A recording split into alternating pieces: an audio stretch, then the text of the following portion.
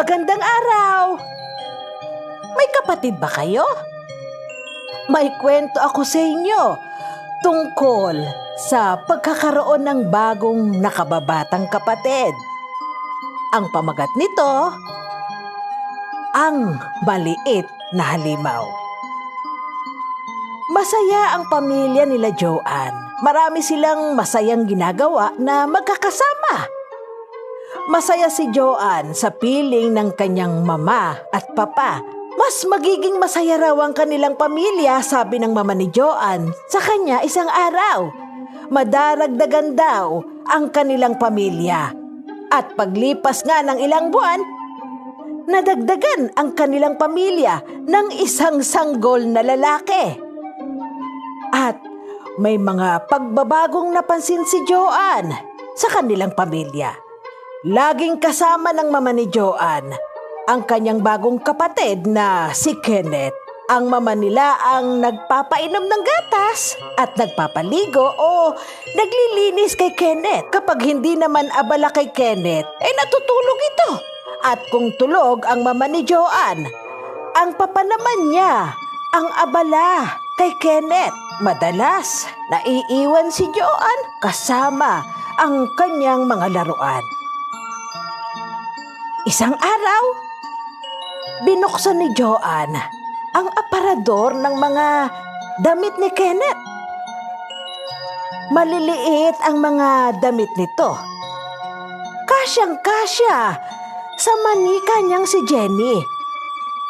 Isinuot ni Joanne kay Jenny ang ilang mga damit ni Kenneth at naglaro siya. Nagulat ang kanyang mama pagpasok nito sa kwarto. Ang mga damit ni Kenneth! Joanne! Hindi mo dapat pinaglalaroan yan! Nalungkot si Joanne. Pero bakit ang mga damit ko pwedeng isuot ni Jenny?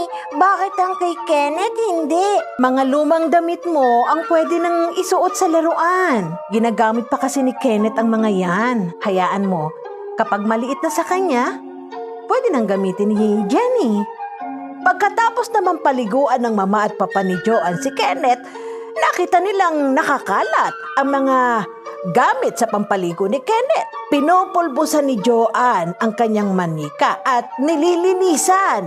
Nagalit ang mama at papa ni Joanne sa kalat. Pinaligpit ito sa kanya. Pinagsabihan si Joanne ng kanyang mga magulang na bawal paglaruan ang mga gamit ni Kenneth. Nalungkot si Joanne at nagalit. Lagi na lang siyang pinagbabawalan ng mga magulang niya simula nang dumating si Kenneth. Naisip niya tuloy na parang isang maliit na halimaw si Kenneth. Isang araw, naiwan si Joanne at Kenneth sa kwarto. Nagising mula sa pagkakatulog si Kenneth at ito ay umiyak. Nung umpisa, hindi pinapansin ni Joanne si Kenneth. Pero lumakas ang mga iyak nito. Hindi rin dumarating ang mama at papa niya.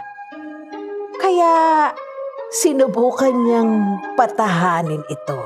Pagdating ng mama at papa ni Joanne, hindi na umiiyak si Kenneth. Napahinto ni Joanne ang pag-iyak ng kanyang kapatid.